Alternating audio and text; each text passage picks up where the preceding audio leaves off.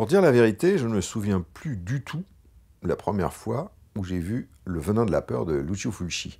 Tout ce que je peux dire, c'est que à la fin des années 70, moi j'étais évidemment, comme beaucoup de cinéphages dérangés du ciboulot de l'époque, j'étais fan de Fulci à cause de ses films gore. Je pensais à l'époque que Fulci n'avait réalisé que des films gore, puisqu'on ne savait pas trop d'où il sortait, hein, il n'y avait pas Internet ni NDB à l'époque. Et il se trouve que Fulci, avant de faire des films de gore, a tourné pas mal dans tous les genres, en fait. Il a fait de la comédie, du western, il a fait des très bons westerns italiens, d'ailleurs, et il a fait aussi du giallo. Donc, du giallo, dont son meilleur reste ce film, totalement, fou, dingue, qui s'appelle, en fait, enfin, qui a plusieurs titres, qui s'appelle Le Venin de la peur, qui est connu surtout sous le titre Le Venin de la peur, qui est sorti en salle sous 2 titres. Il est sorti en salle en France sous le titre Carole, qui je crois doit être le prénom de l'actrice principale, et est sorti aussi en salle sous un titre absurde, Les salopes vont en enfer. Ben voilà. Et il y a eu plusieurs versions de ce film. Il y a eu une version avec des plans porno en plus. On n'a jamais su quelle était la version la plus correcte. Or, il se trouve qu'à Lyon, là, ils vont passer enfin, pour la première fois au monde, la version complète et intégrale du film voulu par Fulci à l'époque.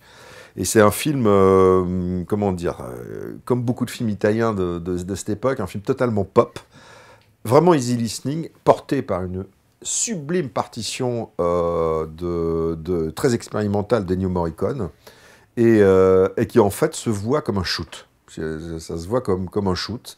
En fait, tu rentres dans une série de fantasmes et de rêves vécus, si je m'en souviens bien, parce que j'ai pas revu le film non plus depuis l'époque, vécus par cette actrice magnifique, Florina Bolcan, qui tournait beaucoup de bis en Italie à l'époque, et dont Bruno Forzani et Hélène Catet ont rendu hommage à travers l'étrange couleur des larmes de ton corps, à travers le personnage joué par Anna D'Annunzio.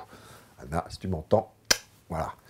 Et que dire d'autre, si ce n'est que, bah oui, qu'il y a une séquence incroyable, qui avait choqué à l'époque et qui avait valu quelques problèmes à Lucio Fulci, une séquence avec des chiens dans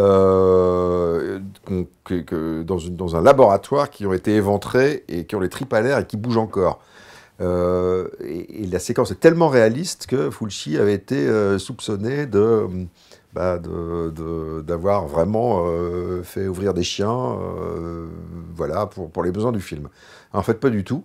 C'était truqué, ces images sont truquées par un spécialiste des effets spéciaux à l'époque, qui s'appelle Carlo Rambaldi et qui deviendra connu 10 ans plus tard pour avoir conçu, entre autres, le E.T. de Steven Spielberg, ainsi que Les créatures de Rencontre du troisième type, ainsi que je crois, le Bison Blanc, le film avec Charles Bronson, ainsi que le remake de King Kong. Voilà, j'ai beaucoup parlé, et maintenant je vous conseille vraiment, vraiment, hein, d'aller voir le film à Hallucination collective. Allez!